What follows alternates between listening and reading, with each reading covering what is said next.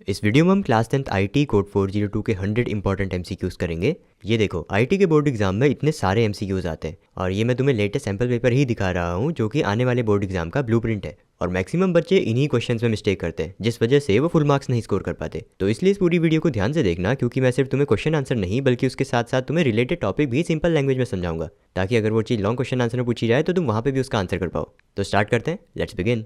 First question is, dash controls all the aspect of paragraph appearance such as text alignment, tab stops, line spacing and borders and can include character formatting। तो ये question हमारा styles वाले part से है। इसमें 4 options हैं। Question में बात हो रही है कि कौन सी स्टाइल पैराग्राफ के अपीयरेंस को मॉडिफाई करने के लिए यूज होती है। तो ऑब्वियसली पैराग्राफ स्टाइल ही होगी, राइट।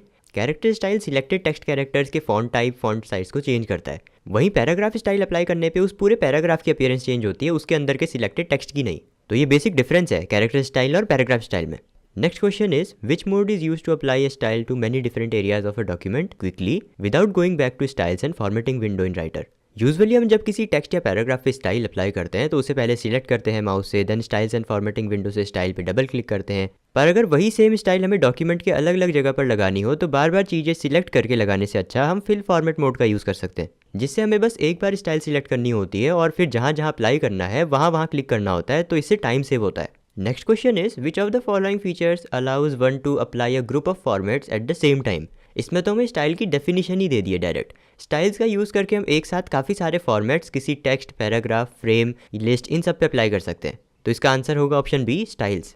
नेक्स्ट पूछा गया कि हम कौन सी मेथड से पेज स्टाइल को नहीं क्रिएट कर सकते। तो इसका आंसर है drag and drop. Page styles हम ड्रैग एंड ड्रॉप मेथड से क्रिएट नहीं कर सकते, बल्कि स्टाइल साइड बार या पेज स्टाइल डायलॉग बॉक्स का यूज़ करके मैनुअली क्रिएट और अप्लाई करते हैं। टेंशन मतलब इसके डिटेल्ड स्टेप नहीं है सिलेबस में, इतना ही पढ़ना है 1 मार्कर के लिए। Next question is, what is the benefit of inserting an image as a link in a document. तो एक डॉक्यूमेंट में इमेज को हम या तो इम्बेड करके इंसर्ट करते हैं या उसका लिंक इंसर्ट करते हैं। इम्बेड करने से इमेज डॉक्यूमेंट के अंदर स्टोर होती है, बट लिंक करने से इमेज का सिर्फ रेफरेंस स्टोर होता है, तो उससे डॉक्यूमेंट का साइज कम रहता है। रेफरेंस स्टोर होने से इमेज सिर्फ कंप्यूटर में ही स्टोर रहती है और लिब्रे ऑफिस उस एड्रेस पे जाके इमेज को लोकेट करके डॉक्यूमेंट में डिस्प्ले कराता है। तो बेनिफिट क्या हुआ, it reduces the document size by storing only the reference to the image. Next question तो मैंने तुम्हें स्टाइल्स वाले पार्ट में ही एक्सप्लेन कर दिया था, तो इसका आंसर तुम कमेंट कर देना। Dash styles in a text document affect selected text within a paragraph, such as the font and the size of the text or bold and italic formats. Next question is, it is a reference point for graphics which is created while positioning any image. इसका answer है anchoring. Anchoring का मतलब होता है अपने object जैसे image, text box या save को किसी रेफरेंस पॉइंट से अटैच करना, ताकि जब भी डॉक्यूमेंट में कोई चेंज हो तो ऑब्जेक्ट अपने रेफरेंस पॉइंट के अकॉर्डिंग मूव करे। जैसे अगर तुम एक इमेज का एंकर एक पैराग्राफ पे सेट करते हो तो जैसे जैसे पैराग्राफ मूव करेगा इमेज भी उसके साथ साथ मूव करेगी। Arrangement, anchoring, alignment, text wrapping, ये चारों ही बहुत इंपॉर्टेंट है, ऑलमोस्ट हर साल बोर्ड एग्जाम में पूछे जाते हैं। अभी आगे इनके बारे में और पढ़ेंगे और एमसीक्यूज होंगे इनके बारे में। Next question is, John has written a book consisting of 15 chapters. He wanted to make the index of the book. Suggest him the option used to create the index automatically in word processor. तो इसका answer है table of content. Index बनाने के लिए John table of content option का use कर सकता है। टेबल ऑफ कंटेंट डॉक्यूमेंट में मौजूद हेडिंग्स के अकॉर्डिंग एक इंडेक्स बना देता है। इसी से रिलेटेड हमारा नेक्स्ट क्वेश्चन है कि बाय डिफॉल्ट ओपन ऑफिस या लिब्रे ऑफिस में कितने लेवल्स ऑफ हेडिंग सपोर्टेड होती है जब हम टेबल ऑफ कंटेंट क्रिएट करते हैं। तो इसका आंसर है 10 levels of headings. Next again style से रिलेटेड क्वेश्चन रिपीट हो गया है। When you apply dash you apply a group of formatting effects together in single step. तो स्टाइल की डेफिनेशन ही है कि style is a set of formats used to change appearance of various element of a document. तो इसका answer होगा option B, style. Next is again anchoring, alignment, text wrapping वाला question है। In a document dash refers to the vertical और horizontal placement of a graphic in relation to the chosen anchor point. तो एक document में graphic का किसी anchor point के relation में वर्टिकल या हॉरिजॉन्टल प्लेसमेंट को हम कहते हैं अलाइनमेंट। तो एंकरिंग और अलाइनमेंट हमने जान लिया है। अब इसी टॉपिक के और एमसीक्यूज आएंगे तो टेक्स्ट रैपिंग और अरेंजमेंट भी देखेंगे। नेक्स्ट देखते हैं, to repeat the graphic across entire background area we need to select dash option in the word processor. अगर किसी ग्राफिक को हमें पूरे बैकग्राउंड एरिया में रिपीट कराते हुए शो करना है तो उसके लिए हम यूज करते हैं टाइल ऑप्शन को। नेक्स्ट क्वेश्चन है, dash controls how the graphics are stacked upon each other or relative to the text. तो जब हम एक साथ एक के ऊपर एक ग्राफिक इंसर्ट करते हैं डॉक्यूमेंट में, या टेक्स्ट और ग्राफिक दोनों इंसर्ट करते हैं, तो कौन ऊपर होगा कौन नीचे होगा ये डिसाइड होता है अरेंजमेंट ऑप्शन से। जैसे मान लो तुमने सर्कल को और रेक्टेंगल को और ट्राइंगल को एक जगह पे रख दिया है, तो सबसे आगे सर्कल डिस्प्ले होगा या ट्राइंगल होगा या स्क्वायर होगा, ये तुम सेट कर सकते हो अरेंजमेंट ऑप्शन से। Next question is Prisha is a book editor और उसको इंडेंटेशन चेंज करना है पैराग्राफ्स का and change the font of all the titles in the book, तो वो कौन सा फीचर यूज करेगी? तो पैराग्राफ का इंडेंटेशन सेट होगा स्टाइल्स का यूज करके। वैसे भी बाकी के ऑप्शंस तुम देखो तो वो पैराग्राफ की अपीयरेंस सेट करने से रिलेटेड है ही नहीं। टेम्पलेट तो एक प्री डिफाइंड लेआउट होता है जिससे हम सिमिलर डॉक्यूमेंट इजीली बना सकते हैं। टेबल ऑफ कंटेंट तो वही इंडेक्स क्रिएट करने के काम आता है। कंसोलिडेटिंग से हम मल्टीपल सीट्स के डेटा को लाते हैं, एक साथ कंबाइन करते हैं, उनको समराइज करते हैं, तो इसका पैराग्राफ के इंडेंटेशन से तो कोई कनेक्शन है नहीं।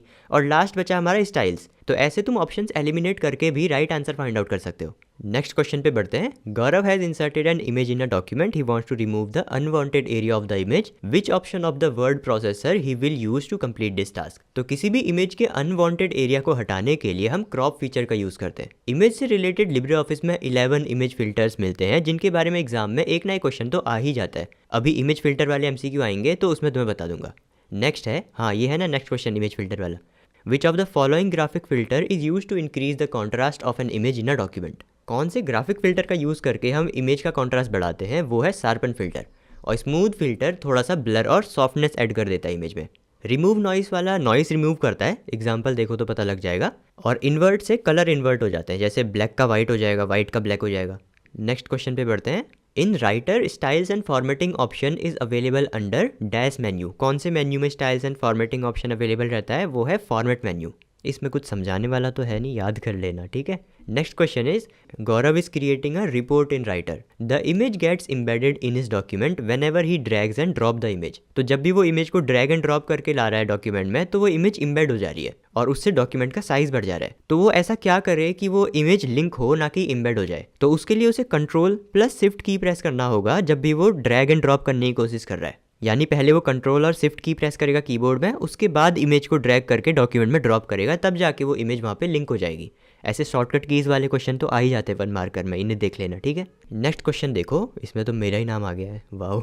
Saurabh has made an advertisement in digital document. अच्छा, he is facing difficulty in positioning the images. इतनी आसान चीज़ में मुझे दिक्कत क्यों हो रही है?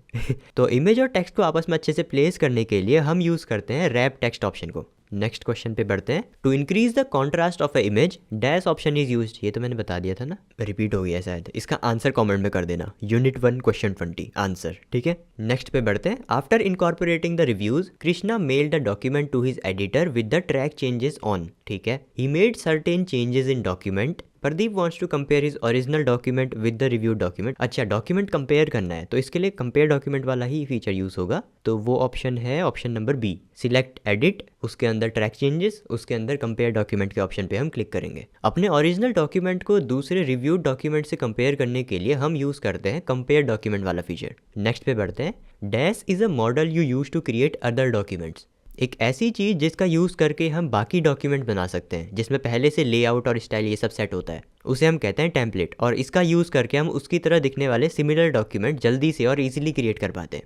Dash is particularly useful when creating a watermark और when wrapping the image in the background of a document. तो एक डॉक्यूमेंट में अगर हम वाटरमार्क क्रिएट करना चाहते हैं या इमेज को उसके बैकग्राउंड में यूज करना चाहते हैं, तो उसके लिए हम ट्रांसपेरेंसी ऑप्शन का यूज करेंगे। इमेज को डॉक्यूमेंट में रखेंगे और उसका हम ट्रांसपेरेंसी बढ़ाएंगे। जितनी ट्रांसपेरेंसी बढ़ेगी उतनी फेडेड या कम वो दिखेगी डॉक्यूमेंट में। 100% ट्रांसपेरेंट कर देंगे तो दिखेगी ही नहीं। तो नेक्स्ट क्वेश्चन पे बढ़ते हैं। Which of the following is not true about templates. Template के बारे में कौन सा स्टेटमेंट ट्रू नहीं है वो हमें बताना है। तो क्वेश्चन को ध्यान से पढ़ लेना, नॉट लिखा हुआ है, ठीक है। तो क्या हम स्टाइल्स और फॉर्मेटिंग फीचर दोबारा यूज कर सकते हैं? कर सकते हैं, ऑब्वियसली, तभी तो बना रखें। और लिब्रे ऑफिस हमें ऑनलाइन टेम्पलेट का फीचर भी प्रोवाइड करता है, तो ये स्टेटमेंट भी करेक्ट है। हमें इनकरेक्ट वाला ढूंढना है। टेम्पलेट में headings, text format, style, header, footer ये सब होते हैं, तो ये स्टेटमेंट भी करेक्ट है। नेक्स्ट, क्या हम खुद से टेम्पलेट नहीं क्रिएट कर सकते? ऑब्वियसली कर सकते हैं, तो ये स्टेटमेंट रॉन्ग है। तो ये इस क्वेश्चन का राइट आंसर हो जाएगा, ठीक है। नेक्स्ट अब इलेक्ट्रॉनिक स्प्रेडशीट के एमसीक्यू सॉल्व करते हैं। फर्स्ट क्वेश्चन है, which function can not be performed through सब टोटल इन ए स्प्रेडशीट। तो देखो, इलेक्ट्रॉनिक स्प्रेडशीट चैप्टर में हमने 2 चीजें पढ़ी थी। एक था ग्रुप ऑप्शन, जिसमें मल्टीपल रोज या कॉलम को सिलेक्ट करके हम उनका एक ग्रुप बना सकते थे, और दूसरा था सब टोटल ऑप्शन, जिससे हम डेटा को किसी एक कॉलम के बेसिस पे ग्रुप करते थे और अलग अलग ऑपरेशन भी उस पर अप्लाई करते थे, जैसे सम, प्रोडक्ट, एवरेज एक्सेट्रा। बट उसमें हम डायरेक्टली परसेंटेज नहीं निकाल सकते। तो इस क्वेश्चन का आंसर हो जाएगा ऑप्शन नंबर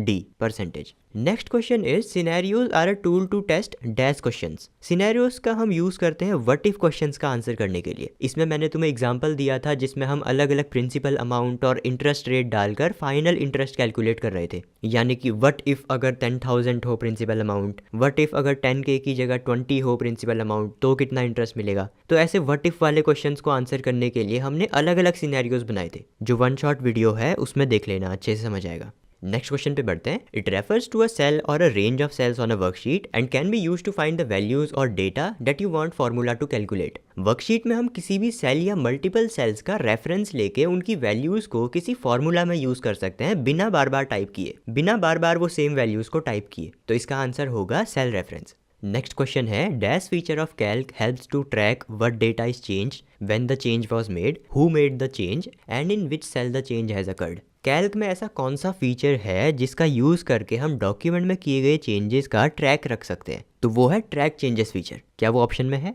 नहीं, ऑप्शन में है रिकॉर्ड चेंजेस। तो रिकॉर्ड चेंजेस भी ट्रैक चेंजेस के ही अंदर आता है। रिकॉर्ड चेंजेस ट्रैक चेंजेस का ही एक सब ऑप्शन है, ठीक है। तो इसका आंसर हो जाएगा रिकॉर्ड चेंजेस। नेक्स्ट क्वेश्चन पे बढ़ते हैं। Which of the following is more elaborate form of goal seek. Goal seek में क्या होता था कि हमें फाइनल वैल्यू तो पता होती थी और उस तक पहुंचने के लिए हम एक अननोन वैल्यू या एक वेरिएबल की वैल्यू जनरेट करवाते थे। वहीं सॉल्वर में क्या होता है, टारगेट वैल्यू हमें अभी भी पता है बट उस तक पहुंचने के लिए हम मल्टीपल अननोन वैल्यू जनरेट करवा सकते थे। तो इसलिए सॉल्वर को हम गोल सीक का एक इलेबोरेट फॉर्म कहते हैं, जिसमें हम मल्टीपल अननोन या मल्टीपल वैल्यूज की वैल्यू जनरेट करवाते थे एक पर्टिकुलर गोल तक पहुंचने के लिए। Next question is dash means combining data in a spreadsheet from different worksheet into master worksheet. अलग अलग स्प्रेडशीट से डेटा को कंबाइन करके एक मास्टर वर्कशीट पे लाने को हम कहते हैं कंसोलिडेटिंग। डेटा को कंसोलिडेट करके हम उसको आपस में इजीली कंपेयर कर सकते हैं और उनके बीच क्या रिलेशन है या डेटा का क्या ट्रेंड है ये पता कर सकते हैं। नेक्स्ट क्वेश्चन देखते हैं। हाँ, ये बहुत ज़्यादा इंपॉर्टेंट है। दो टाइप के हाइपरलिंक होते हैं। मैं तुम्हें डायरेक्टली कॉन्सेप्ट बता देता हूँ, आंसर तुम खुद कर सकते हो। मान लो दो फाइल्स हैं, फाइल ए और फाइल बी।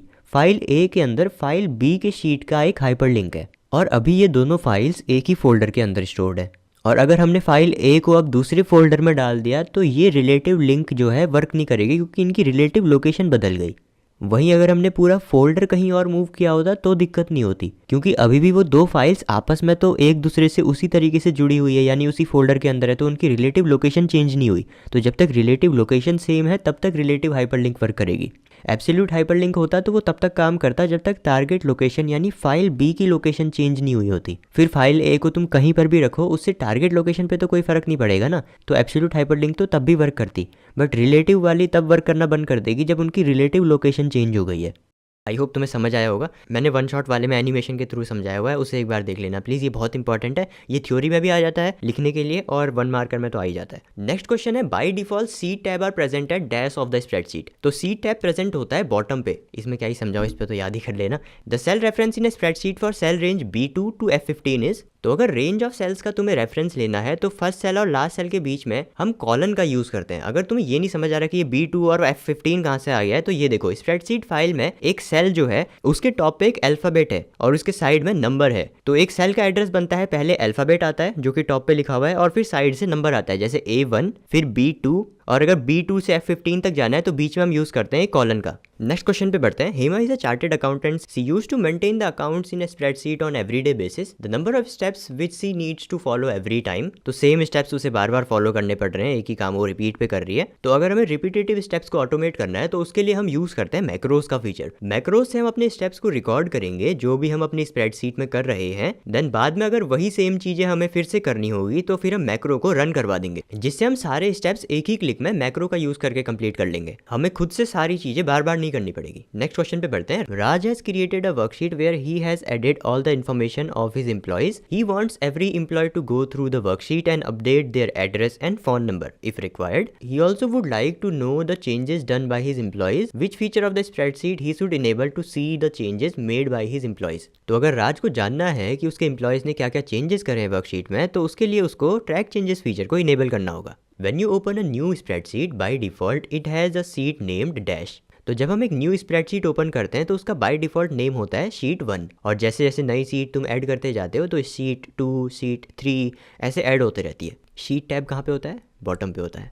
रिलेटेड क्वेश्चन आएगा तो प्रीवियस क्वेश्चन से रिलेट करते हुए उसे रिवाइज करते रहना। नेक्स्ट क्वेश्चन पे बढ़ते हैं। Reviewers and authors can add their dash to explain their changes in the cell of spreadsheet. Reviewers और ऑथर्स स्प्रेडशीट सेल्स में करे गए अपने चेंजेस को एक्सप्लेन करने के लिए कमेंट्स ऐड कर सकते हैं। नेक्स्ट क्वेश्चन पे बढ़ते हैं। A dash refers to a cell or range of cells on worksheet and can be used to find the values और data that you want formula to calculate. तो ये तो फिर से आ गया, इसको तुम कमेंट में आंसर कर देना। किस चीज़ से हम सेल्स को रेफर करते हैं या रेंज ऑफ सेल्स को रेफर करते हैं और उनकी वैल्यूज़ को फिर एक फार्मूला में हम यूज़ कर सकते हैं सेल रेफरेंस से। ठीक है, टाइम स्टैम्प के साथ तुम आंसर कर देना। ये वाला तो मैंने बता दिया। अगली बारी से या तो यूनिट 2 क्वेश्चन 14 का आंसर ऐसे लिखना या टाइम स्टैम्प के साथ आंसर कर देना। ठीक है, अगली बारी जब ईजी क्वेश्चन आएगा तो तब पूछूंगा तुमसे, तुम्हारा टेस्ट भी तो लेना जरूरी है। Next question is dash function takes data from a series of worksheet of workbooks and summarises it into a single worksheet that you can update easily. Data consolidation function का यूज करके हम अलग अलग वर्कशीट या workbook का data लेकर एक ही worksheet में लाकर समराइज कर सकते हैं। तो ऑप्शन नंबर सी है इसका correct answer.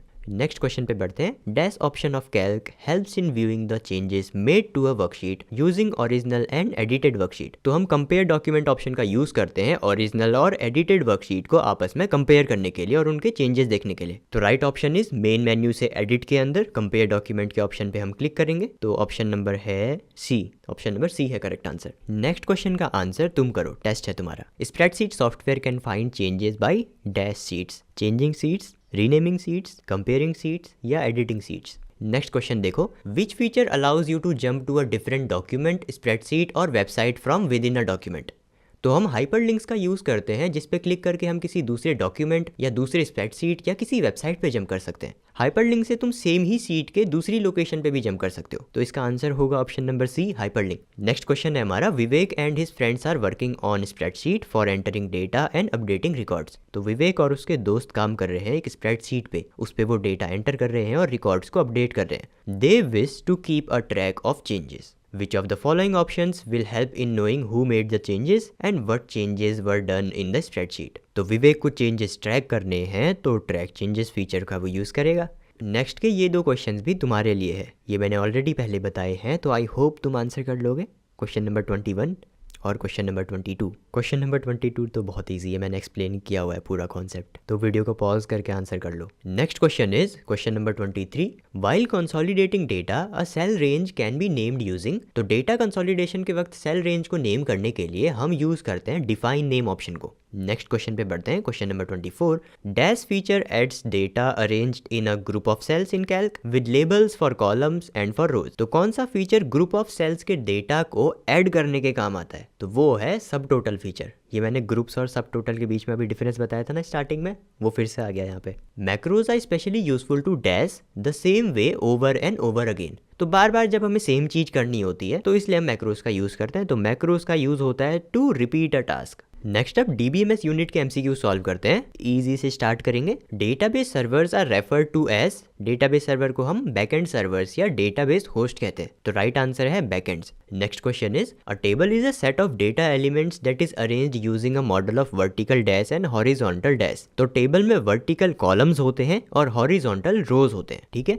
Next question number 3। Dash means that the query uses criteria you provide to hide some data and display only required data. तो क्वेरी में हम फिल्टर का यूज करके कुछ सिलेक्टेड डेटा को show करते हैं। तो इसका आंसर है option number A, filtering. Next question number 4। Multiple copies of the same file leads to dash. तो डेटा का डुप्लीकेशन होना या सेम फाइल की मल्टीपल कॉपीज बन जाने से डेटा रिडंडेंसी होती है और इसी चीज को प्रिवेंट करता है डीबीएमएस, डेटाबेस मैनेजमेंट सिस्टम। तो लॉन्ग आंसर में अगर इंपॉर्टेंस ऑफ डीबीएमएस आएगा तो लिख के आना कि वो डेटा रिडंडेंसी कम करता है। ठीक है। और डेटा का डुप्लीकेशन होना या सेम फाइल की मल्टीपल कॉपीज बन जाने से डेटा रिडंडेंसी होता है। तो फोर्थ वाला हमारा जो क्वेश्चन था इसका करेक्ट आंसर है option number C. Next question पे बढ़ते हैं। Question number 5। Identify the property which helps to set the number of characters in text varchar type field of a table in DBMS. तो text या variable character में कितने number of characters store होंगे ये हम उसकी लेंथ डिफाइन करके set करते हैं। तो कौन सी प्रॉपर्टी हमने आइडेंटिफाई करी? Option number D, length. Next question number 6। Identify the mode where we can modify the structure of table. तो टेबल का स्ट्रक्चर हम डिजाइन व्यू में मॉडिफाई करते हैं। सो ऑप्शन नंबर सी है करेक्ट आंसर।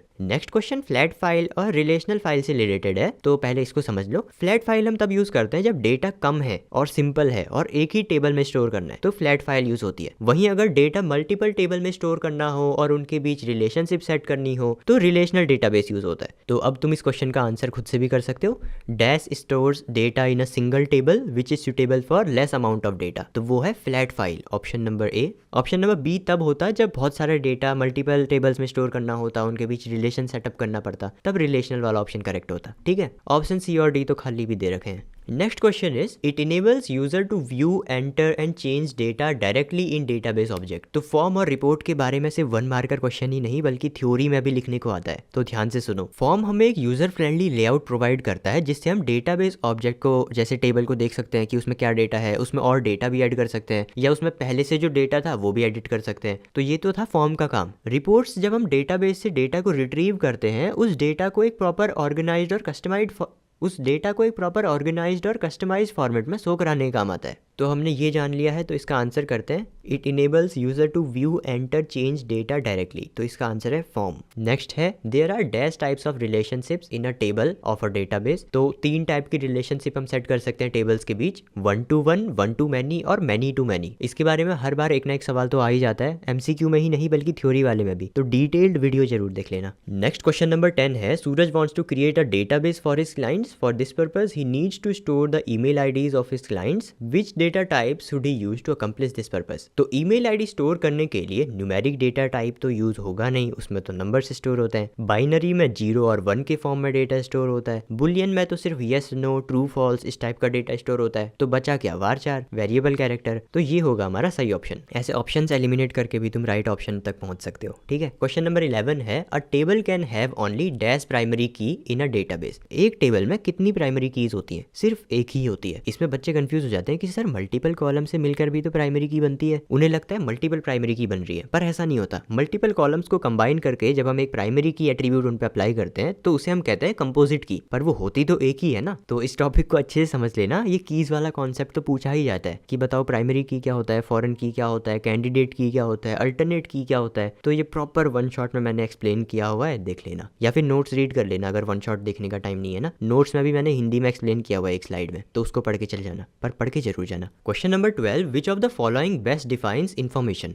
देखो रॉ फैक्ट्स और figure को हम डेटा कहते हैं, वहीं प्रोसेस डेटा को जिसका कोई मीनिंग होता है उसे हम इन्फॉर्मेशन कहते हैं। तो इसका करेक्ट ऑप्शन होगा option number B, organised and process data that provide meaningful insights. ठीक है, ये तो बहुत बेसिक है। डेटाबेस जब शुरू हो रहा था ना हमारा चैप्टर, स्टार्टिंग में था ये। नेक्स्ट क्वेश्चन नंबर 13 पे बढ़ते हैं। What does referential integrity in a database ensure. Referential integrity का प्रिंसिपल कहता है कि ट्रांजैक्शन टेबल में फॉरेन की का कोई अनमैच्ड वैल्यू नहीं होना चाहिए जो कि मास्टर टेबल में एग्जिस्ट ना करता हो। अगर मास्टर टेबल से कोई रिकॉर्ड डिलीट हो जाए तो ट्रांजैक्शन टेबल में भी उसका रेफरेंस डिलीट या अपडेट हो जाना चाहिए। रेफरेंशियल इंटीग्रिटी इंश्योर करती है कि ट्रांजैक्शन टेबल में सिर्फ वैलिड फॉरेन की वैल्यूज हो जो कि मास्टर टेबल में एग्जिस्ट करती है। अगर मास्टर टेबल में ही एक पर्टिकुलर रिकॉर्ड एग्जिस्ट नहीं करता तो वो रिलेटेड रिकॉर्ड ट्रांजैक्शन टेबल में भी एग्जिस्ट नहीं करना चाहिए। एग्जांपल से तुम्हें बेहतर समझ आएगा, जैसे 2 टेबल्स हैं, स्टूडेंट डिटेल्स और स्टूडेंट रिजल्ट टेबल। इसमें स्टूडेंट डिटेल्स में एडमिशन नंबर एक प्राइमरी की है और स्टूडेंट रिजल्ट में एडमिशन नंबर एक फॉरेन की है। तो अगर मास्टर टेबल स्टूडेंट डिटेल्स में जिसमें प्राइमरी की एडमिशन नंबर है और ट्रांजैक्शन टेबल स्टूडेंट रिजल्ट जिसमें फॉरेन की एडमिशन नंबर है, अगर स्टूडेंट डिटेल्स टेबल से 1001 डिलीट हो जाए तो स्टूडेंट रिजल्ट्स टेबल में भी 1001 से रिलेटेड रिकॉर्ड नहीं होना चाहिए।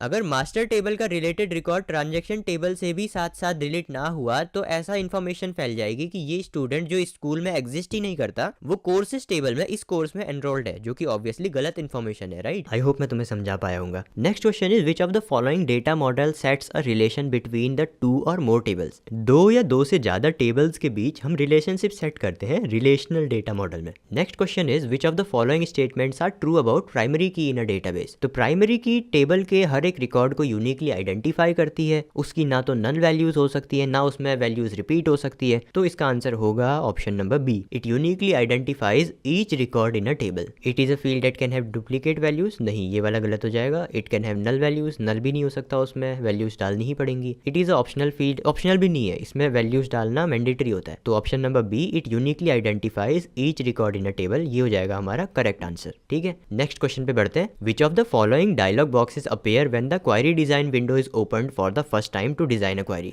तो क्वेरी डिजाइन विंडो ओपन करते ही सबसे पहले आता है ऐड टेबल और क्वेरी डायलॉग बॉक्स, जिसमें हम टेबल या क्वेरी को ऐड करते हैं। इसमें मैं समझाऊं क्या तुम्हें, इसको तो याद ही कर लेना, ठीक है। Next question is what feature in LibreOffice base allows user to present retrieved data in a user friendly and formatted manner. LibreOffice base में हम रिपोर्ट का फीचर यूज करके रिट्रीव्ड डेटा को एक यूजर फ्रेंडली और प्रॉपर फॉर्मेटेड मैनर में show कर सकते हैं। तो इसका आंसर है option number C, report. Next question number 18 पे बढ़ते हैं। When a primary key constraint is applied to one or more columns then it is known as composite key. ये तो मैंने जस्ट अभी ऊपर एक्सप्लेन किया था तुम्हें, है ना। तो आगे बढ़ते हैं नेक्स्ट क्वेश्चन नंबर 19 पे। A row that represents a single data item in a table is known as tuple or record. Table में रो को हम कहते हैं टपल या रिकॉर्ड और कॉलम को हम कहते हैं फील्ड या एट्रीब्यूट, ठीक है। मतलब इनके अलग अलग नाम है ना, जैसे रो को हम टपल भी कहते हैं, रिकॉर्ड भी कहते हैं, कॉलम को हम फील्ड भी कहते हैं, कभी कभी एट्रीब्यूट भी कहते हैं। तो ये 1 मार्कर में पूछे जाते हैं, तो इनका नाम ध्यान में रखना। नेक्स्ट क्वेश्चन का आंसर तुम करोगे कमेंट्स में, ठीक है। A dash is a interface in a user specified layout that lets user view, enter and change data directly in database objects such as table. मैंने अभी एक्सप्लेन किया है ऊपर वाले क्वेश्चंस में, आई होप तुम आंसर कर लोगे।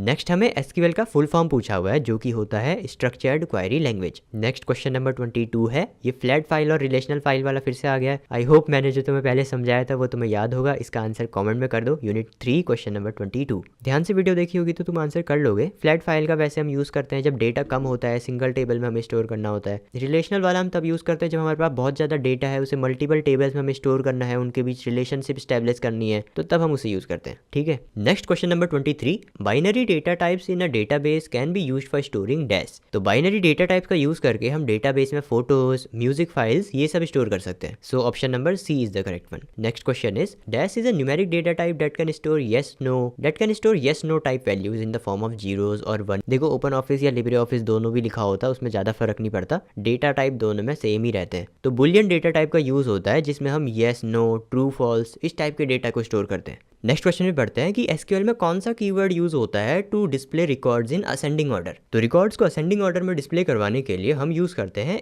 ASC कीवर्ड को, ठीक है। एसक्यूएल वैसे सिलेबस में नहीं है, बट अगर पूछ दिया बोर्ड में तो फिर दिक्कत हो जाएगी ना, इसलिए मैं तुम्हें पढ़ा रहा हूँ। सीबीएसई वालों का कोई भरोसा नहीं है भाई, नहीं है बोल के अगर एग्जाम में दे दिया तो दिक्कत हो जाएगी ना तुम्हें। तो अगले क्वेश्चन में बढ़ते हैं। Which of the following statements retrieves 0 और मोर रोज फ्रॉम 1 और मोर डेटाबेस टेबल्स और डेटाबेस व्यूज। कौन से स्टेटमेंट का हम यूज करते हैं इन एसक्यूएल जब हमें रोज रिट्रीव करनी होती है डेटाबेस से, तो वो है सिलेक्ट स्टेटमेंट। नेक्स्ट अब अपनी लास्ट यूनिट नंबर 4 के एमसीक्यूज करते हैं। ये तो बहुत कॉमन सेंस वाले क्वेश्चन आएंगे, इसमें कुछ टेक्निकल आएंगे, बट मैं तुम्हें सजेस्ट करूंगा कि अगर तुमने इसका वन शॉट भी देखा है ना, तो ये क्वेश्चन तुम इजीली कर लोगे। ये वाला पार्ट तुम अगर स्किप करना चाहते हो तो कर लेना। बाकी अगर तुम्हें थ्योरी वाले और पीवाईक्यूज करने इंपॉर्टेंट क्वेश्चन करने हैं तो पीवाईक्यू वाली ई बुक फॉलो कर सकते हो, डिस्क्रिप्शन में मैं लिंक दे दूंगा, ठीक है। तो यूनिट 4 के एमसीक्यूज करना स्टार्ट करते हैं। क्वेश्चन नंबर 1 है हमारा, what should you do with the problem of dry eyes. जैसे ड्राई आइज की प्रॉब्लम होती है तो क्या करना चाहिए, आंखों को रेस्ट देना चाहिए और सिंपल आई एक्सरसाइजेस करनी चाहिए। Which of the following can lead to musculoskeletal problems while working on a computer. तो कंप्यूटर पे काम करते वक्त मस्कुलोस्केलेटल प्रॉब्लम्स किस कारण हो सकती है, रॉन्ग पोस्चर में बैठने के कारण या अनकंफर्टेबल चेयर यूज करने से, ठीक है। Next question is Natasha works as a floor manager, she has been assigned a task for conducting regular dash to ensure the safety of life in case of any disaster or emergency by evacuating the place of danger. तो regularly हमें करने चाहिए evacuation drills, ताकि कोई disaster या emergency situation में लोगों को सेफली इवैक्यूएट करके उनकी जान बचाई जा सके। तो इसका आंसर होगा option C, evacuation drill. Next question number 4 है, which of the following is a recommended way to manage stress at work. तो काम के दौरान स्ट्रेस मैनेज करने का क्या तरीका हो सकता है ये बताना है। तो कलीग्स के साथ कॉन्फ्लिक्ट करके तो स्ट्रेस बढ़ेगा, ये ऑप्शन तो नहीं होगा। ज्यादा लॉन्ग आवर्स तक काम करने से भी स्ट्रेस बढ़ेगा, तो ये ऑप्शन भी सही नहीं होगा। जिन हॉबीज से रिलैक्सेशन मिलती है उन्हें अवॉइड करने से तो कोई फायदा है नहीं। तो बचा ऑप्शन नंबर सी कि कलीग्स के साथ अगर कोई कॉन्फ्लिक्ट है तो उसे रिजॉल्व करने के लिए स्ट्रेटेजी ढूंढो। नेक्स्ट क्वेश्चन पे बढ़ते हैं। Question number 5, in a situation where a small fire breaks out in the office, what should you use to address the emergency. इसमें तुम्हें लगेगा कि भाई फायर हो चुकी है तो टॉवल से भी फायर बुझ जाएगी, या ब्लैंकेट यूज कर लो उससे भी फायर बुझ जाएगी। तो हमें ये सब आंसर टिक नहीं करना है, थोड़ा सेंसिबल और सही ऑप्शन मतलब बेस्ट ऑप्शन चूज करना है। जितने भी ऑप्शन है ना उसमें से बेस्ट ऑप्शन चूज करना है। तो सही ऑप्शन है फायर एक्सटिंग्विशर का यूज करना, ठीक है। तो ऑप्शन नंबर बी करेक्ट है। नेक्स्ट क्वेश्चन है question number 6, a dash is a unplanned event that may happen all of a sudden and may lead to unwanted और अनप्रेसिडेंटेड रिजल्ट्स और outcomes. तो कोई अनप्लान्ड इवेंट जो अचानक से हो जाए और उससे लोगों लोगों को नुकसान हो जाए या सामान को नुकसान हो जाए या उसके अनवांटेड आउटकम्स हो तो उसे हम क्या कहते हैं, एक्सीडेंट कहते हैं। तो ऑप्शन नंबर सी है इसका correct answer. Next question number 7 है, a dash worker will always perform to the best of his ability. जब एक वर्कर हैप्पी और हेल्दी होगा तो अपनी बेस्ट परफॉर्मेंस दे पाएगा। तो ऑप्शन नंबर सी है correct answer. Next question is, dash is the immediate assistance provided to the injured to save life and minimise health loss till the proper medication aid और facilities provided. अगर तुमने video देखी है unit 4 वाली, इसको easily answer कर दोगे। ये तो एक डेफिनेशन है किसी चीज़ की, ठीक है। वो क्या चीज़ है वो कमेंट में लिखना। कमेंट में लिखो यूनिट 4 क्वेश्चन नंबर 8 का आंसर, सिर्फ 2 वर्ड का आंसर है। नेक्स्ट क्वेश्चन नंबर 9 है, the science concern with designing and arranging things so that people could use this easily. तो वो है अर्गोनॉमिक्स। नेक्स्ट क्वेश्चन है हमारा, select the most appropriate reason for not using screens right before going to bed. तो क्यों हमें रात को सोने से पहले कंप्यूटर, मोबाइल, टीवी स्क्रीन्स ये सब से दूर रहना है? क्योंकि इनसे निकल रही ब्लू लाइट हमारे दिमाग में मेलाटोनिन प्रोडक्शन को सप्रेस करती है, जिससे नींद आने में काफ़ी प्रॉब्लम फेस करनी पड़ती है। तो इसका करेक्ट आंसर है option number A, the lights from screen suppress the release of melatonin that assist the sleeping patterns. Next question is, the psychological factors that prove hazardous at work place are. तो conflicts और argument psychological hazards हो सकते हैं। तो option number C है इसका correct answer. Next question है, hazard is a potential risk and the IT industry is prone to dash hazards. तो आईटी इंडस्ट्री में ज्यादातर अर्गोनॉमिक हजार्ड्स ही होते हैं। और अब नेक्स्ट क्वेश्चन पे बढ़ते हैं। इस यूनिट के एमसीक्यूज बहुत आसान है। अगर तुमने एक बार भी वन शॉट देखा होगा इस यूनिट का तो तुम इजीली देखते ही आंसर कर ले रहे होगे। नेक्स्ट क्वेश्चन नंबर 13 पे बढ़ते हैं। Name the policy of the government of India that puts guidelines for the health and safety of workers. तो गवर्नमेंट ने national policy on OH&S occupational health and safety बनाई है, जिसमें वर्कर्स की health और सेफ्टी के रिगार्डिंग गाइडलाइंस लिखी हुई है। तो ऑप्शन नंबर सी है इसका correct answer. Next question is, situation which poses immediate risk and requires urgent attention, उसे हम कहते हैं इमरजेंसी। एक ऐसी रिस्की सिचुएशन जिसमें अर्जेंट अटेंशन की रिक्वायरमेंट होती है उसे इमरजेंसी कहते हैं। Next question is question number 15, the 2S in the acronym PASS for remembering the steps of using a fire extinguisher stands for. तो फायर एक्सटिंग्विशर को यूज करने के जो स्टेप्स होते हैं उसका एक एक्रोनियम है PASS, जिसमें लास्ट के 2S होते हैं फॉर स्क्वीज एंड स्वीप। ये मैंने फायर एक्सटिंग्विशर कैसे यूज करना होता है वो वन शॉट में एक्सप्लेन किया था ना, तो उसी की बात हो रही है। इस यूनिट में जो class A, B, C, D ऐसे डिवीजन थे ना अलग अलग मटेरियल्स के, जो मैंने वीडियो में बताए थे, उस पे MCQ बनने के काफ़ी ज़्यादा चांसेस हैं। तो ये वाला पार्ट एक और बार देख लो। अगर तुम वीडियो में नहीं जाना चाहते हो तो मैं यहीं पे प्ले कर दूंगा।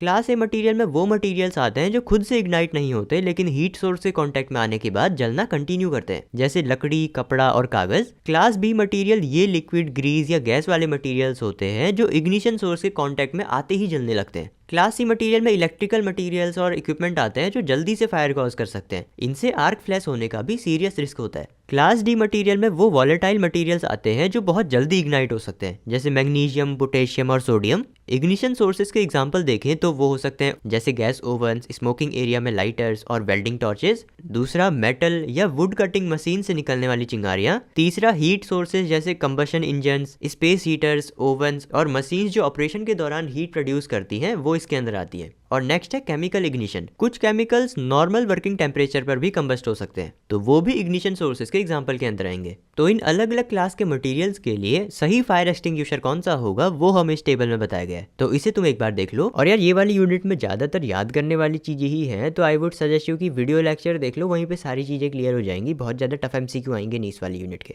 तो इतना ही रखते इस वाली वीडियो में। आई होप तुम्हें वीडियो पसंद आई होगी। अगर ऐसा है तो वीडियो को लाइक कर देना, सब्सक्राइब कर दो इस वाले चैनल को। मैं मिलता हूँ तुम्हें नेक्स्ट वाली वीडियो में। All the best for your board exams. Thanks for watching.